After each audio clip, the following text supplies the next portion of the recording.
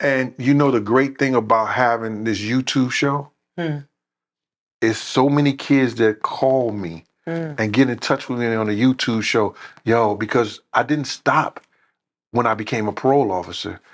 I was doing part-time work at YCS in Newark. And you know Newark was It's another community in need. Yes, yes. And those kids have called me back and say, yo, man, I remember. I remember they used to make fun of you because you used to take your check and buy us all pizzas. And you say, whoever get a good report card, they want skates, I'll buy them skates. I'll buy them coats and the whole nine. They say that, thank you for being who you is. It's made me who I am today. And that's the biggest. They're paying it forward. Right. And that's the greatest gift that you can get back from somebody. Right. Absolutely. Absolutely. Same Gang is such a pivotal part of your journey into the New York life. You know, that whole Harlem thing.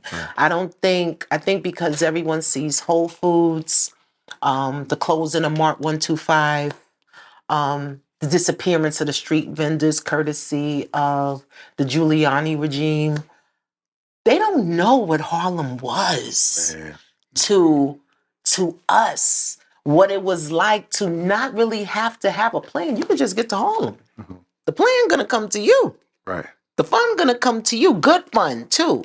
There was an element, but the fun, the clothes, the music, the cliques, like the Same Gang and Posse Deep, and you know, there was a movement in Harlem. And can you tell us what was the idea behind Same Gang, and how did that pivot you into so many other realms that you went into? Well, like you just said, everybody was having cliques. Final Four, Best Out, Cash Money Brothers, Niggas for Life, 140 Street Wolves, the 40 Street Wolves, Lynch Mob, the Lynch Mob, with the Lynch Mob. You know, different type of crew. You can't really a whole different type. If you're gonna say Lynch Mob, you gotta say Preacher Crew. They over there, whole different type, whole different type of thing. Different fun. No fear. Popping them on 140th Street, X-Men. You know what I'm saying? All these crews was popping up, and D-Ferg, before they start popping up, D-Ferg said, yo, we're gonna do a crew. This is in '89. But what we gonna call it? He said, yo, all these crews going together, all these crews is, you know, like, they got their different name, they represent their streets, represent what they do and all like that. He said, yo, but I want all us to be together. This is what D. Ferg said. He said, yo, let's call it the Same Gang, to let everybody know when you come party with us, we all in the same gang. Nice. You understand?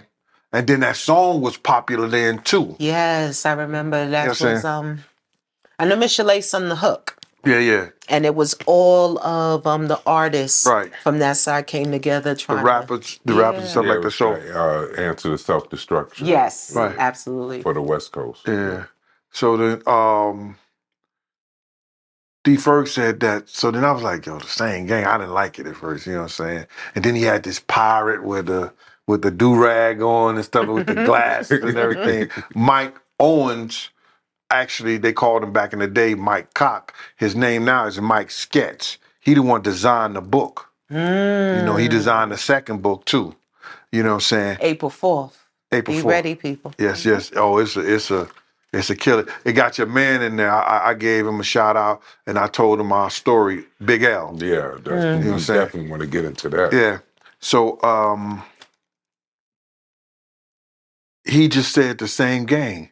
So then I said, okay, so we said the Same Gang. So he started printing up shirts, Same Gang. He said, yo, we got to do the Same Gang picnic. And the first Same Gang picnic was in Bear Mountain in '89. So I went up there and, you know, like, you had to have credentials back then. And I was basically the only dude that had credentials out the clique.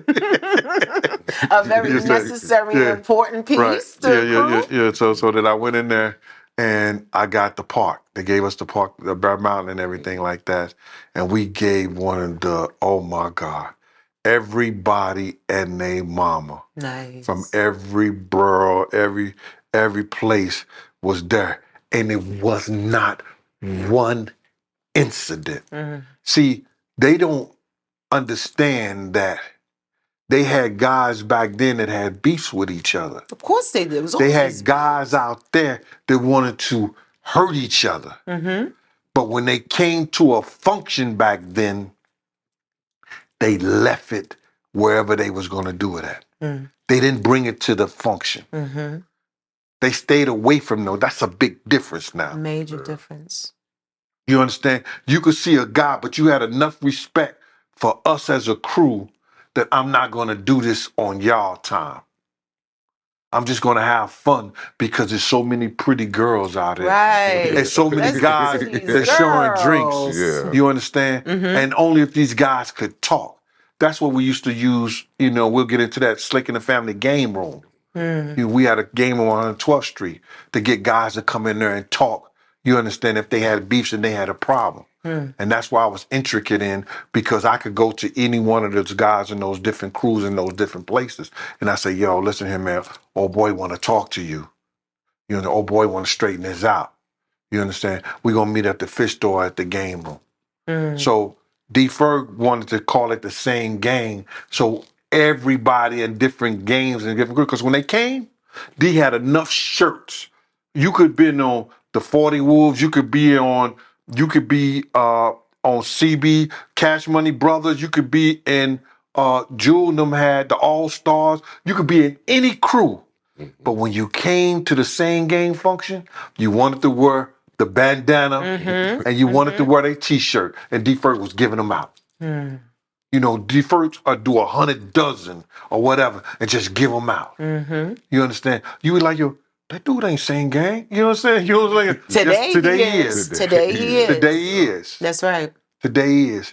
And he was just, D was, he was Harlem. You know, he had a store right there on 145th Street between 7th and 8th. Yeah, 7th and 8th. 7th and 8th. And guys used to come to that store and steal his designs and go and put them on major markets. D. Ferg was the first one who put the different designs on the sleeves or the different designs right there on jackets. He's You also understand? made the bad boy symbol, right? Yeah, he made the bad boy symbol and the symbol, uptown. He designed it like he told Mike how to draw it. Mike was the artist. You understand? But D. Ferg was the mastermind and say, yo, do this, make it like this, make it like that, and stuff like that. And that's how they worked together. They were both partners. He's actually A$AP Ferg godfather, his official godfather, not the other guy. Yeah. You know what I'm saying? So D was the mastermind behind it. The same gang. I was the architect as far as that. Whenever we gave functions and parties, it would be my ideals because I took what I learned in college. You understand?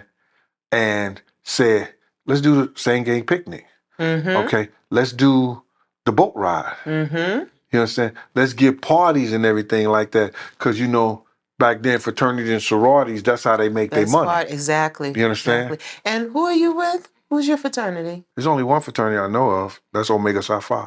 Omega Psi Phi.